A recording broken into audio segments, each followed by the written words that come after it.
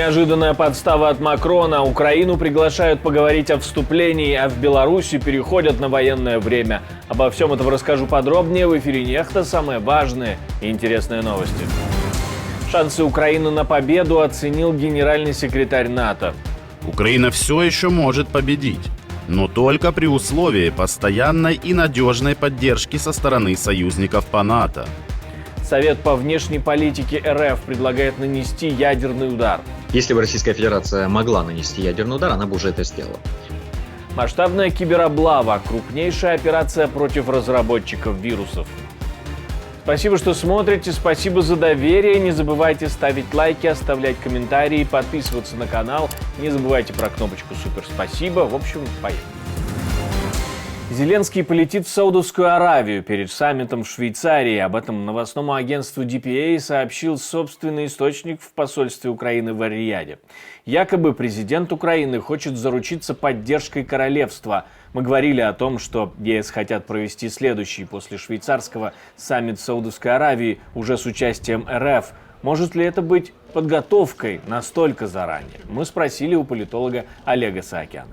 Это не совсем второй раунд переговоров, поскольку тут будет распадаться. Одна ситуация – это саммит мира и формула мира. Это про то, как цивилизованный мир договаривается между собой, как реформировать миропорядок и сделать право снова сильным, а не дать сдоминировать праву силы. А другая часть – это как бы пункт А. Это то, что те договоренности, которые будут достигнуты по 3 пунктам из 10, которые являются наиболее вегетарианскими и не влияют на завершение российско-украинской войны, а скорее влияют на характер ее протяженности, ядерная безопасность, продовольственная безопасность и морское сообщение, а также обмен пленными, удержанными лицами и похищенными детьми украинскими.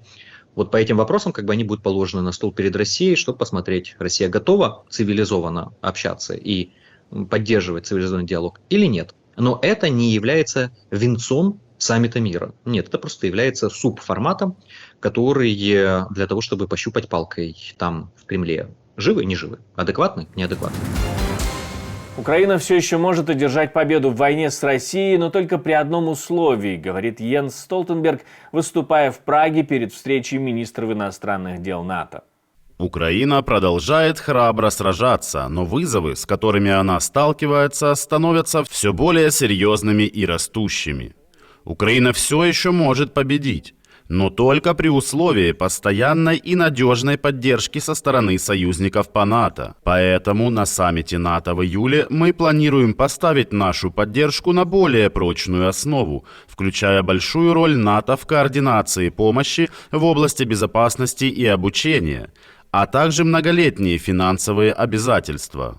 Ранее в этом месяце президент Украины Владимир Зеленский в интервью агентству Reuters призывал союзников усилить помощь, поскольку украинские войска испытывают растущее давление на линии фронта, которая имеет протяженность более 1000 километров, а поставки оружия задерживаются на месяцы из-за внутреннеполитических разногласий. В то же время американский госсекретарь считает, что НАТО, объединившись, сможет сдержать российский удар. У нас больше шансов предотвратить, сдержать агрессию, когда мы едины, когда мы работаем вместе. И основополагающий принцип нашего альянса, согласно которому нападение на одного – это нападение на всех, дает мощнейший сигнал потенциальным агрессорам, что если они нападут на одного из нас, то им придется защищаться от всех нас. И это на самом деле самый сильный способ, самый эффективный способ предотвратить агрессию. В Беларуси переходят на военное время, по крайней мере в Гомельской области, которая граничит с Киевской.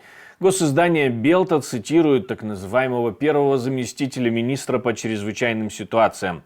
В ходе тренировки местного пожарного аварийно-спасательного отряда он решил, что все готово, можно переходить. Проверена готовность специальных формирований, их укомплектованность и так далее. В целом система региона готова по необходимости к переводу на военное время. Говорит, такие же тренировки прошли уже в 2 регионах, и Гомельская область – 3. Собираются ли в первых 2 переходить на военное время, история умалчивает.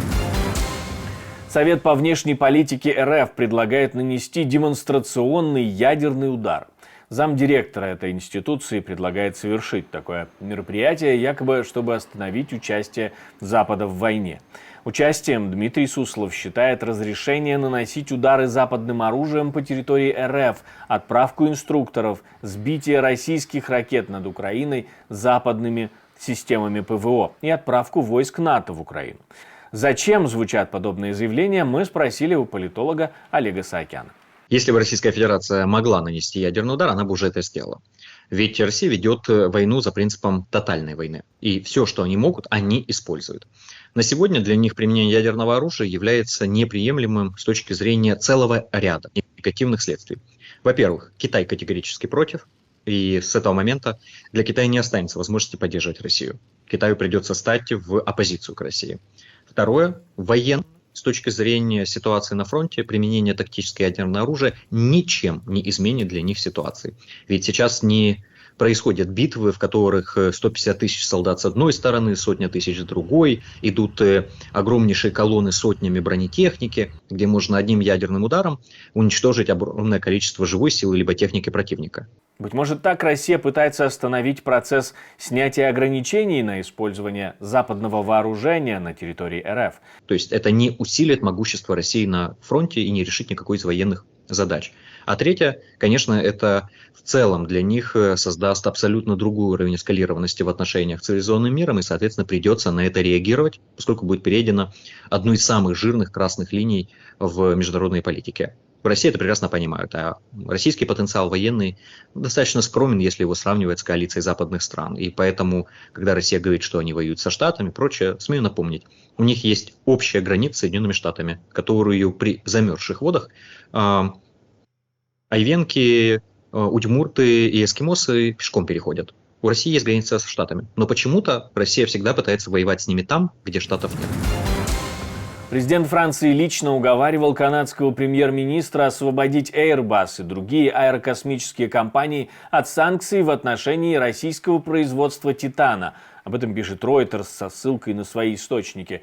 Много сообщений было передано на всех уровнях, говорит источник издания. И как минимум еще одно европейское правительство высказало свою поддержку этой идее. Макрон просил Трюдо в личном телефонном разговоре и перед визитом премьер-министра Франции, который тоже говорил об ослаблении санкций. А в Германии призвали начать переговоры ЕС-Украина о вступлении в Союз. Ведь Киев выполнил все требования и провел все реформы, которые были необходимы, считает профильный немецкий министр. По мнению немецкого правительства, Украина выполнила все требования для того, чтобы иметь возможность начать переговоры о вступлении в ЕС в июне. В ЕС стараются начать переговоры о вступлении Молдовы и Украины до конца июня. Во многом это связано с тем, что с июля на пост председателя в Союзе заступает Венгрия, которая потенциально может тормозить подобное решение.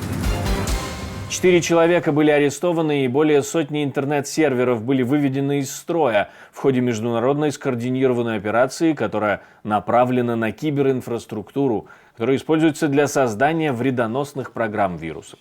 Операция проводилась с 27 по 29 мая, и ее называют крупнейшей в истории против ботнетов, которые играют важную роль в распространении программ-вымогателей и других вредных программ. Операция, получившая название «Эндшпиль», была инициирована и возглавлена Францией, Германией и Нидерландами. И в ней участвовал ряд других стран, включая Великобританию, США, Украину. Говорится об этом в заявлении Европола. Меры, принятые за последние 2 дня, направлены против преступников, стоящих за 6 соответствующими семействами вредоносных программ, а именно семействами из SetID, систем BC, Bumblebee, SmokeLadder, PyCabot и TrickBot. Это семейство вредоносных программ, которые использовались в качестве дропперов по меньшей мере 15-ю различными группами вымогателей. Что означает дроппер? Дропперы – это вредоносные программы, которые используются при первичном заражении. Это означает, что злоумышленники используют дропперы в качестве троянских коней, чтобы незаметно проникнуть в систему и загрузить в нее другие вредоносные программы. В результате киберпреступники могут получить доступ к сотням тысяч систем, принадлежащих частным лицам, органам власти и компаниям по всему миру. Террористы на севере Сирии не достигнут своей цели по созданию террористического государства, заявил президент Турции, выступая на закрытии маневров. Турецкая армия проводит крупномасштабные учения в Измире. Они стартовали 9 мая, и в них приняли участие около 11 тысяч солдат. Принадлежащая Сирии сепаратистская террористическая организация усилила давление и угрозы в адрес людей в регионе для достижения своей цели по созданию страны террористов. Совершенно ясно, что эта деятельность не имеет никакого значения в борьбе с ИГИЛ. Понятно, что шаг за шагом осуществляется очень коварный план непосредственно против нашей страны и нашего региона. Мы внимательно наблюдаем за наступательными действиями террористической организации на почве референдума против территориальной целостности нашей страны и Сирии. Я хочу напомнить вам еще раз, что мы существуем только благодаря вашей поддержке, ваше спонсорство, донаты, то, что вы нажимаете кнопочку «Супер, спасибо», поддерживает нашу работу и фактически дает нам существовать, и время, и возможности делать новые видео. Не забывайте также ставить лайки, оставлять комментарии, подписываться на канал, все это непременно очень важно. На этом все, до встречи и хороших вам новостей.